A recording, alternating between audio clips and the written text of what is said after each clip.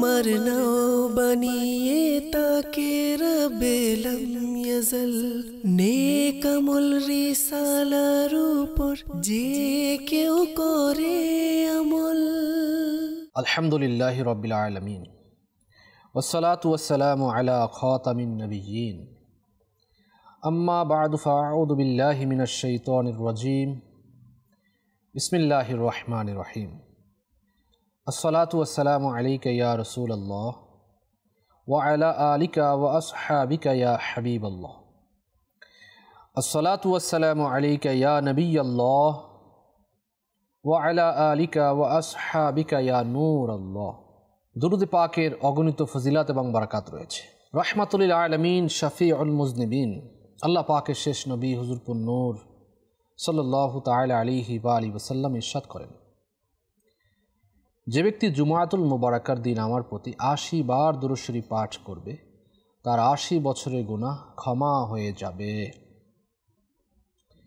বারাকাতের নিয়তে একবার দুরূদ শরীফ পাঠ করি। সাল্লু আলাল হাবিব সাল্লাল্লাহু আলা মুহাম্মদ সাল্লাল্লাহু আলাইহি ওয়াসাল্লাম। প্রাণপ্রিয় দর্শক শ্রোতা, আল্লাহ পাকের পছন্দনীয় বান্দা নামক অনুষ্ঠান নিয়ে আপনাদের মাঝে আরও একবার উপস্থিত হয়েছি। যারাই এই মুহূর্তে দেখছেন, পরবর্তী দেখবেন, সকলকে জানাই অনুষ্ঠানে স্বাগত। আল্লাহ পাকের পছন্দনীয় বান্দাদের আমলগুলো নিয়ে আমরা আলোচনা করছি। বিগত পর্বে আমরা বিভিন্ন নামাজ সম্পর্কে, অর্থাৎ নফল নামাজ, সুন্নাত নামাজ সম্পর্কে আমরা জেনেছি। আজকেরও আমরা গুরুত্বপূর্ণ একটি বিষয় নিয়ে আলোচনা করব, যা কুরআনুল মাজিদের মধ্যে বিভিন্ন জায়গাতে আল্লাহ পাক এ ব্যাপারে উল্লেখ করেছেন। হাদিসে কারিমার মধ্যে বিশেষভাবে জোর দেয়া হয়েছে এবং বিভিন্ন ঈমান তাজাকারী ঘটনাও রয়েছে। আসুন শুরুতেই আমরা একটি ঈমান তাজাকারী ঘটনা শ্রবণ করি। হযরত সৈয়দুনা ইউসুফ বিন মেহরান রাহমাতুল্লাহি তাআলা আলাইহি বলেন যে আমি একটি হাদিস শুনেছি যে আরশের নিচে মোরগ আকৃতির একজন ফেরেশতা রয়েছে। তার নখগুলো মুক্তার এবং ঝুঁটি সবুজ পদ্ম রাগের। যখন রাতের 1/3 সময় অতিবাহিত হয় তখন তিনি ডানা ঝাড়েন আর বলেন, যারা নামাজ পড়বে উঠে যাও। যখন রাতের অর্ধাংশ অতিবাহিত হয় তখন ডানা ঝেড়ে বলেন, যারা তাহাজ্জুদ পড়বে উঠে যাও। যখন 2/3 রাত অতিবাহিত হয় তখন ডানা ঝেড়ে বলেন, নামাজিরা উঠে যাও। আর যখন ফজর হয় তখন বলেন, অলস বান্দারা উঠে যাও, তাদের গুনাহ তাদের মাথায় বিদ্যমান। তো আজকের আমরা তাহাজ্জুদের নামাজ নিয়ে আলোচনা করব, যেটা আল্লাহ ওয়ালাদের খুবই স্পেশাল একটি আমল। কতিপয় বুজুর্গানে দিন আল্লাহ পাককে স্বপ্নে দেখেছেন আর আল্লাহ পাককে ইরশাদ করতে শুনেছেন, আমার ইজ্জত ও সম্মানের শপথ, আমি সুলাইমান তামিমির ঠিকানাকে অত্যন্ত সম্মানিত বানাবো, কেননা সে 40 বছর যাবৎ আমার জন্য ঈশার ওযু দিয়ে ফজরের নামাজ আদায় করেছে। বর্ণিত রয়েছে হযরত সৈয়দুনা সুলাইমান তামিমি রহমতুল্লাহি তাআলা আলাইহি এই মতবাদে বিশ্বাসী ছিলেন যে ঘুম যদি অন্তরকে অলস করে দেয় তাহলে ওযু ভেঙে যায়। হযরত সৈয়দুনা ইবনে মাসউদ রাদিয়াল্লাহু তাআলা আনহু লোকেরা ঘুমিয়ে পড়ার পর জাগ্রত হয়ে নামাজ পড়তেন, তখন তার কাছ হতে মৌমাছির ন্যায় ভন ভন শব্দের গুঞ্জন শোনা যেত। হযরত সৈয়দুনা শিদাদ বিন আউস রাদিয়াল্লাহু আনহু যখন বিছানায় যেতেন তখন এমনভাবে পার্শ্ব পরিবর্তন করতেন যেন হাঁড়িতে গরম বীজ ওলট পালট হচ্ছে, আর বলতেন, জাহান্নামের আগুন আমাকে ঘুমাতে দিচ্ছে না। তারপর উঠেই নামাজ পড়া আরম্ভ করে দিতেন। হযরত সৈয়দুনা তাউস রাদিয়াল্লাহু আনহু বিছানা বিছিয়ে এর উপর শুয়ে পড়তেন, তারপর এমনভাবে পার্শ্ব পরিবর্তন করতেন যেন হাঁড়িতে বিচি লাফাচ্ছে, সাথে সাথে লাফিয়ে উঠে যেতেন। তারপর বিছানাপত্র ভাঁজ করে নিতেন, অতঃপর ফজর পর্যন্ত নামাজে মশগুল থাকতেন আর বলতেন, জাহান্নামের স্মরণ ইবাদত গুজার বান্দাদের নিদ্রা উড়িয়ে দিয়েছে। হযরত সৈয়দনা আব্দুল আজিজ বিন রওয়াদ রাহমাতুল্লাহি তাআলা আলাইহি রাতে ঘুমাবার জন্য বিছানায় আসতেন। তারপর বিছানায় হাত বুলিয়ে বুলিয়ে বলতেন, তুমি বড়ই কোমল, তুমি বড়ই উন্নত, কিন্তু আল্লাহ পাকের শপথ, জান্নাতের বিছানা তোমার চেয়ে অনেক গুণ কোমল ও উন্নত হবে। এই বলে তিনি সারা রাত নামাজে মশগুল হয়ে যেতেন। হযরত সৈয়দনা সিলা বিন আশঈম রাদিয়াল্লাহু আনহু সারা রাত নামাজ পড়তেন। ফজর হলে আল্লাহ পাকের দরবারে প্রার্থনা করতেন, হে আল্লাহ পাক, আমি তো জান্নাতের উপযুক্ত নই, কিন্তু তুমি আপন রহমতে আমাকে জাহান্নাম থেকে মুক্তি দাও। হযরত সৈয়দনা মাশরুক রাদিয়াল্লাহু আনহু এর সম্মানিত বিবি বলেন যে সৈয়দনা মাশরুক রাদিয়াল্লাহু আনহু এর পা দুখানি অধিক হারে নামাজ পড়ার কারণে সদা সর্বদা ফুলা থাকতো।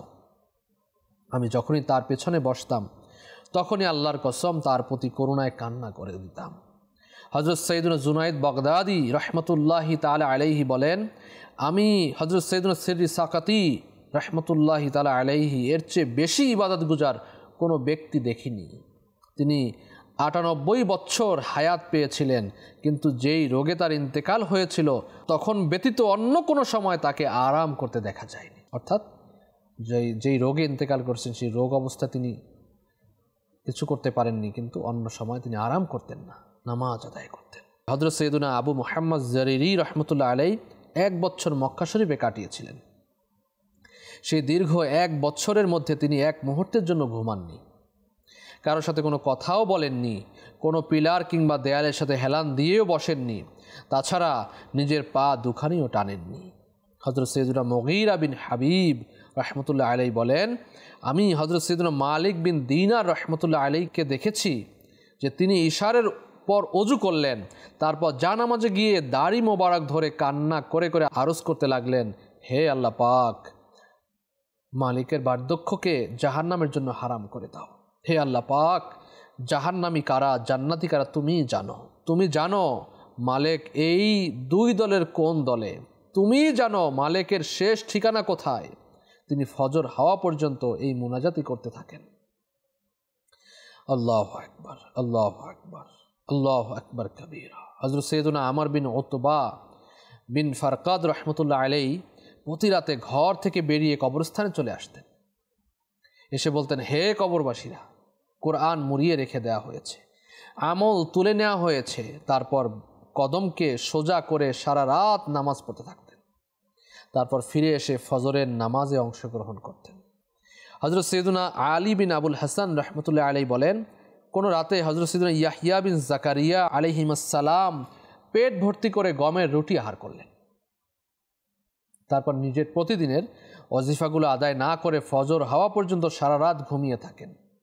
তখন আল্লাহ পাক তার উপর ওহী নাজিল করলেন, হে ইয়াহইয়া, তুমি কি আমার ঘরের চেয়ে উত্তম কোনো ঘরের খোঁজ পেয়েছো, নাকি আমার চেয়ে উত্তম কোনো প্রতিবেশী পেয়েছো? আমার সম্মান ও মহত্বের শপথ, তুমি যদি জান্নাতুল ফেরদাউস দেখতে পেতে তাহলে তার আকাঙ্ক্ষায় তোমার শরীর বেকুল হয়ে যেত, তোমার প্রাণ চলে যেত।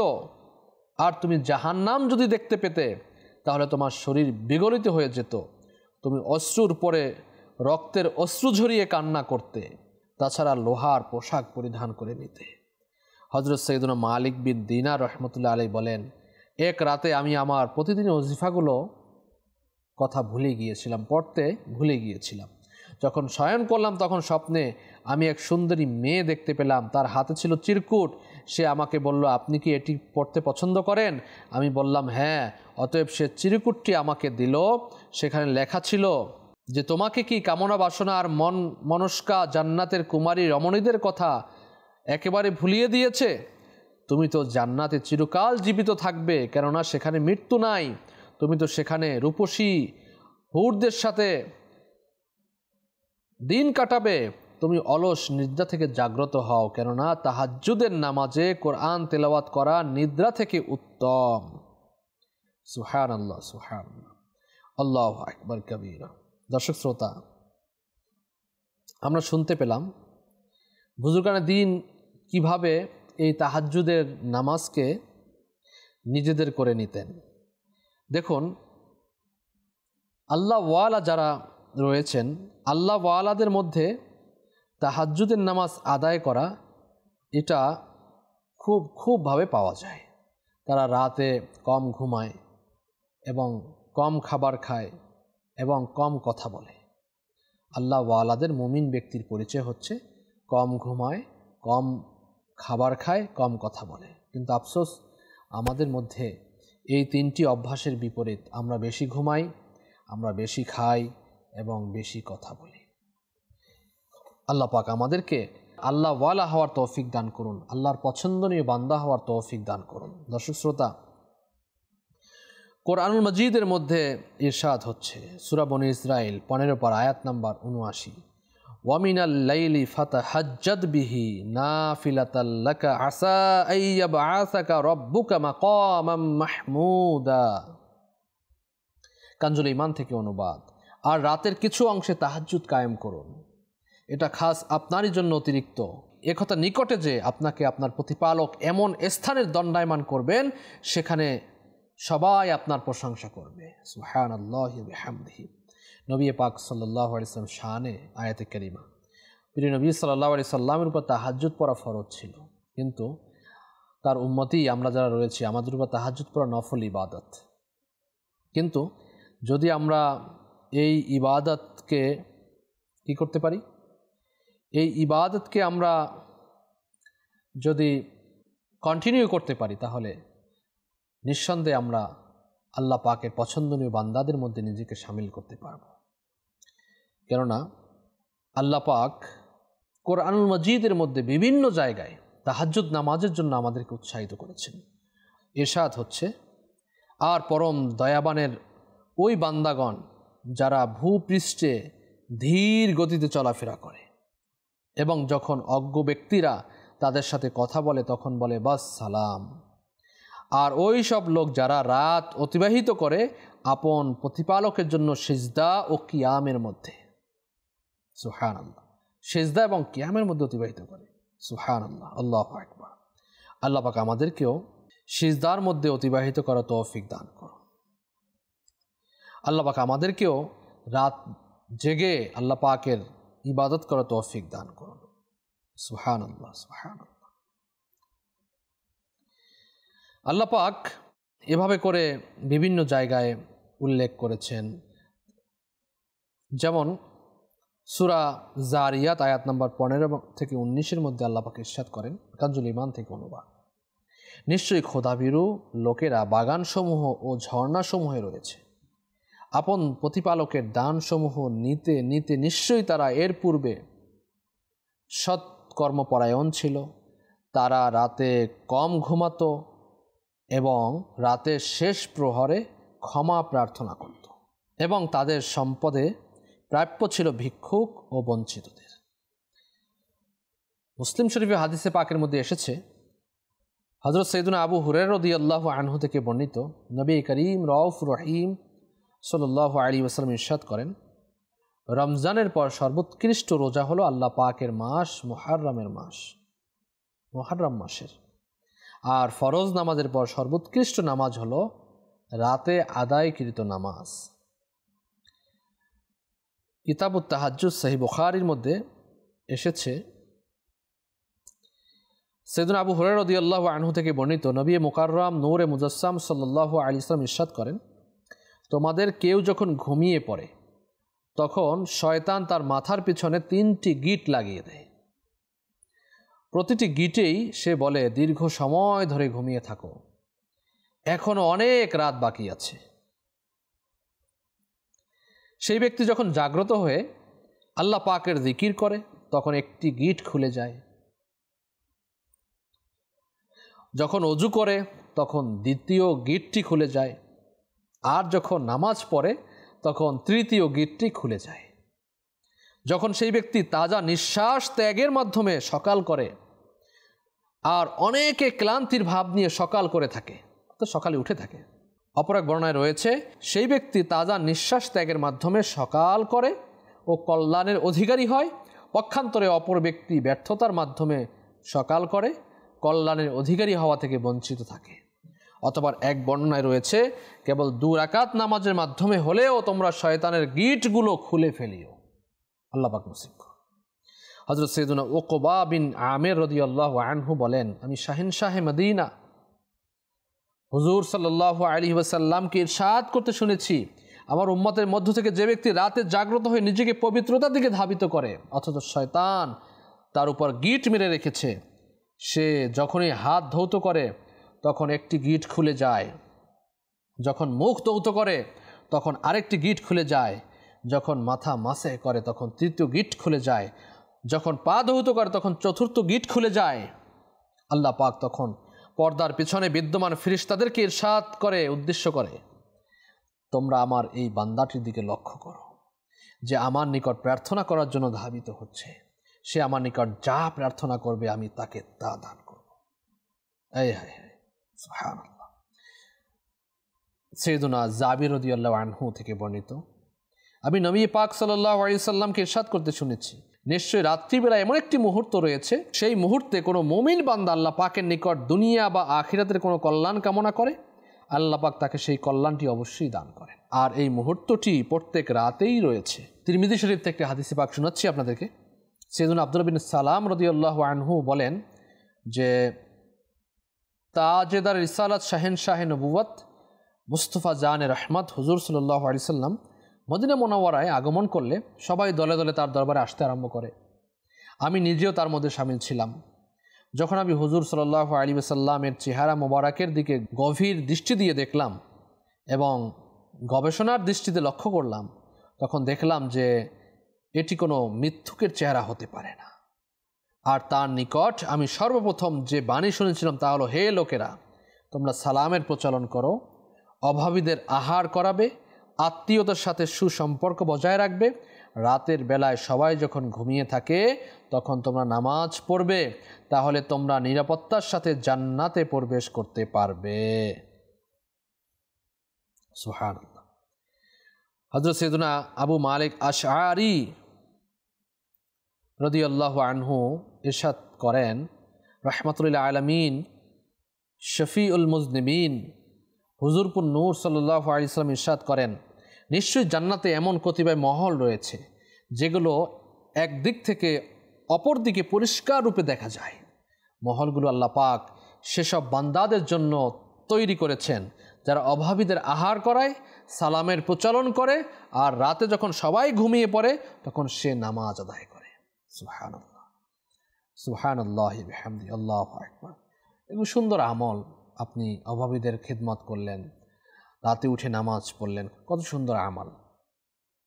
এবং এই আমল করতে গিয়েও দেখবেন অনেকে রিয়াকারির মধ্যে পড়ে যায়, তাই না? আমি তাহাজ্জুদ পড়ি, ভাই তাহাজ্জুদ পড়েন, এটা কি জানানোর কথা নাকি? একটু প্রচার করার কথা? এটা তো একান্ত গোপনীয় আমল। তো এই গোপনীয় আমলগুলো আমরা কি করব?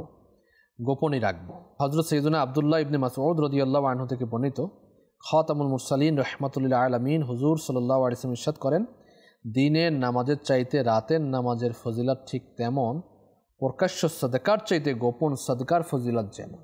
সুবহানাল্লাহ, আল্লাহু আকবার, আল্লাহু আকবার। তাহলে বোঝা গেল তাহাজ্জুদ নামাজের ফজিলত কোরআন মাজিদ দিয়ে এবং বুজুর্গানের দিনের অভ্যাস আমরা শুরুতেই শ্রবণ করেছি। হাদিসে কারিমার মধ্যেও এর গুরুত্ব আমাদেরকে বোঝানো হয়েছে। আমাদের উচিত আল্লাহ ওয়ালাদের এই আমলটি আমরাও যেন আমাদের আমলের মধ্যে নিয়ে আসি, আমরা যেন এটা করি। এর অভ্যাস করার জন্য একটি কাজ করতে পারেন। অনেকের তো ঘরে বসে তো আর অভ্যাস হয় না। আপনি মাদানী কাফেলায় সফর করতে পারেন। দাওয়াত ইসলামী মাদানী কাফেলায় যারা সফর করে তো সেখানে তাহাজ্জুদ নামাজের জন্য উঠানো হয়।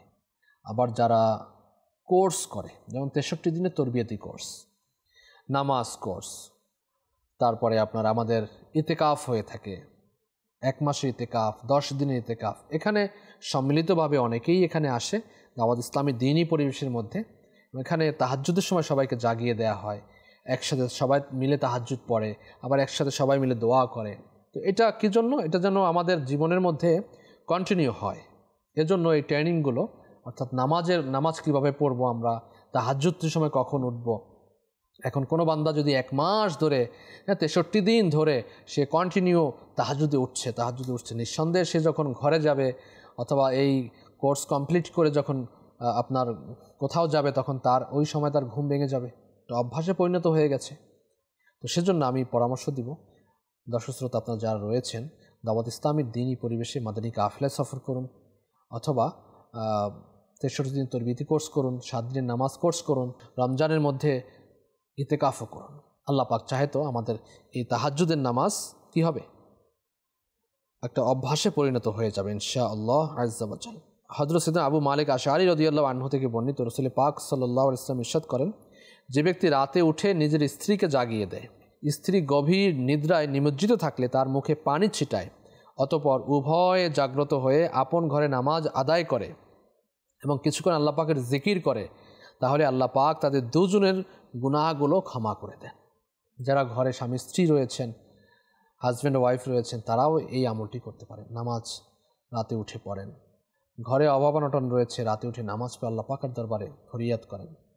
ঘরে ঘরোয়া সমস্যা রয়েছে, আপনি আল্লাহ পাকের নিকট তাহাজ্জুদ আদায় করে ফরিয়াদ করুন। আল্লাহ পাক চাহে তো দেখবেন যে আল্লাহ পাক আমাদের অভাব অনটনগুলো দূর করে দেবেন। সাইয়েদনা আব্দুল্লাহ ইবনে মাসউদ রাদিয়াল্লাহু আনহু থেকে বর্ণিত, নবী পাক সাল্লাল্লাহু আলাইহি ওয়াসাল্লাম ইরশাদ করেন, যে ব্যক্তি রাতের শেষ ভাগে জাগ্রত হয়ে সূরা বাকারা ও আলে ইমরান তেলাওয়াত করে, আল্লাহ পাক সেই ব্যক্তিকে কখনো অপমানিত করবেন না।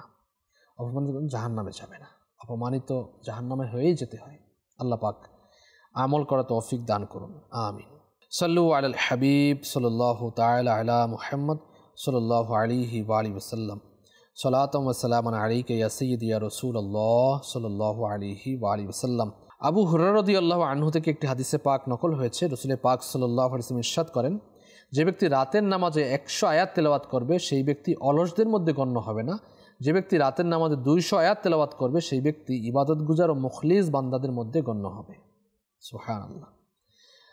তো আমরা চেষ্টা করি এই কাজগুলো করার।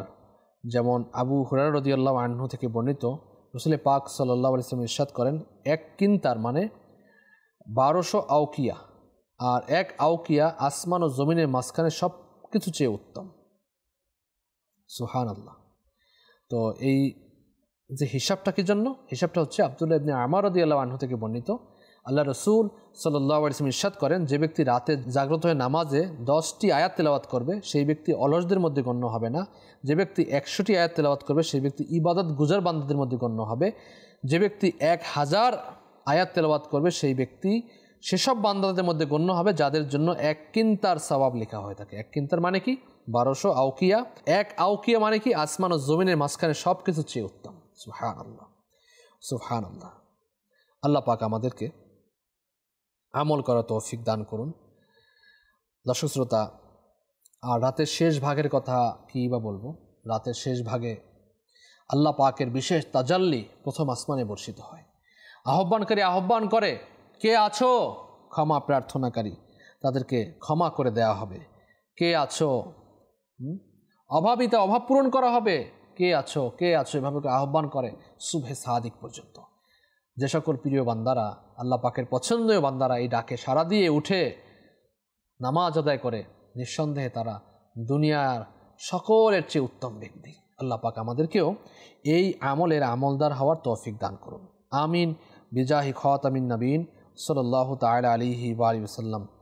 সালাতাম ওয়া সালামান আলাইকা ইয়া সাইয়্যিদি ইয়া রাসূলুল্লাহ সাল্লাল্লাহু আলাইহি ওয়াসাল্লাম। দর্শক শ্রোতা, আজ এ পর্যন্তই। নেক্সট পর্বে আমরা অন্য একটি বিষয় নিয়ে আলোচনা করব। সাথেই থাকুন, দেখতে থাকুন মাদানী চ্যানেল বাংলা। সাল্লু আলাল হাবিব সাল্লাল্লাহু আলা মুহাম্মদ সাল্লাল্লাহু আলাইহি ওয়া আলিহি ওয়াসাল্লাম। ওলি তোমার নাও বানিয়ে তাকে রবেলম ইয়াজল, নেক আমল রিসালার উপর যে কেউ করে